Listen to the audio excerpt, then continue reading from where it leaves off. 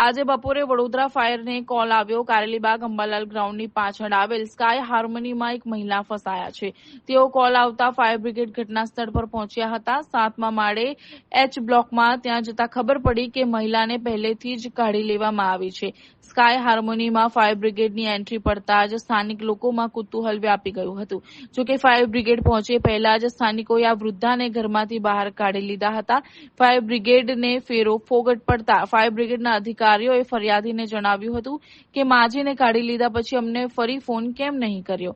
અધિકારીઓએ જણાવ્યું હતું કે અમને જ્યારે પણ કોલ મળતો હોય છે ત્યારે અમે અમારા જીવના જોખમે આવતા હોઈએ છીએ, જેથી કરીને હવે પછી ક્યારેય પણ આવું બને ત્યારે કામ પૂરું થયા પછી ફરી રીકોલ કરવા માટેની જાણકારી આપી હતી.